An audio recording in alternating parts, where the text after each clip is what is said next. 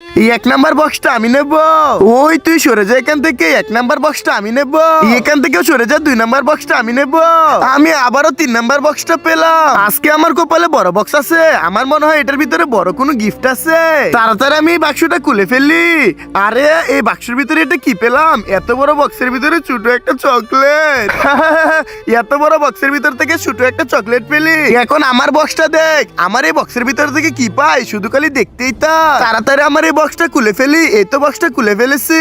Sheet, এটা কি পেলাম? শুধু একটা 2 টাকা দামের কয়েন। এখন আমি দেখি আমার কপালে কি আছে। তার আগে তোমরা ভিডিওতে লাইক করে দাও। তার আগে আমি দেখবো তুমি ফ্রি ফায়ার কে ভালোবাসো না নিজের মা বাবাকে ভালোবাসো। যদি তুমি ফ্রি ফায়ার কে ভালোবাসো তাহলে শুধু লাইক করে দাও, আর যদি তুমি তোমার মা বাবাকে ভালোবাসো তাহলে লাইক সাবস্ক্রাইব দুটোটাই করে দাও। আর কমেন্ট বক্সে বলে যাও ফ্রি ফায়ার না মা বাবা। আরে আমার এই বাক্স থেকে শুধু একটা ফুল পেলাম। শুধু একটা ফুল পেলো। তোর কপালে ফুল ছিল, তার থেকে আমরাই ভালো। 2 টাকা দামের কয়েন পেলাম। আমার কপালে ফুলটা আসলো কেন? এটা ফালিয়ে দেবো। আরে ইন্ডিয়ার পতাকা। বন্ধুরা তোমরা বাংলাদেশ থেকে দেখতেছো? কমেন্ট করো।